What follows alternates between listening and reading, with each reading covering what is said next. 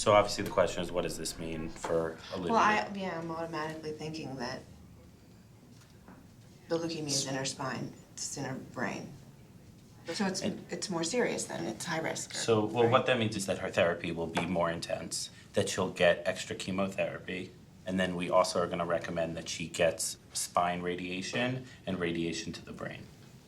We don't wanna do radiation, I know. right? So, we, Why are we doing that? Because we know that radiation will treat it. But we know that the radiation therapy could potentially have effects on her cognitive abilities going forward. I just... Come on, babe. Come on. You're right. We gave you one scenario She's yesterday. such a smart child. I know. She is, and she's gonna continue to be smart. She has me and you as parents. She won't see me like this, but I know. I need to get this out. She... She is an extremely smart child. How is this gonna affect her? You don't know, right? Right.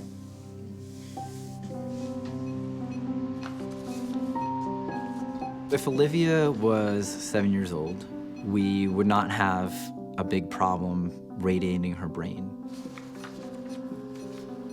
The problem is that because she's 17 months, her brain is not fully developed. It's almost there, but it's not fully developed.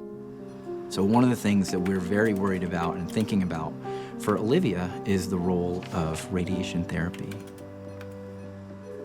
We know that at the dose that we prescribe, there is certainly a chance of having a drop, for example, of say 10 IQ points or so, but not anything necessarily more than that. That's not something trivial though, we understand that. The way that I'm looking at her case, frankly, is that we get one shot at this to get a good outcome to treat very well, because right now the outcomes for kids with relapsed T-cell leukemia is not very good. It's less than 50% long-term survival.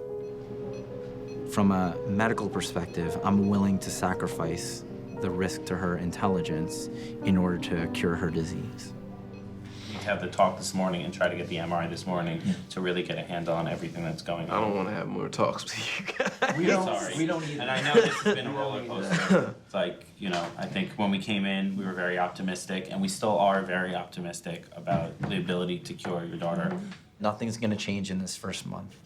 So we have some time to figure things out. What lengths are we willing to go in an attempt to cure a child? We are quite willing to push the envelope in terms of toxicity because we know what's at stake is the rest of the child's life, you know, and that's potentially a very long life if they can be cured.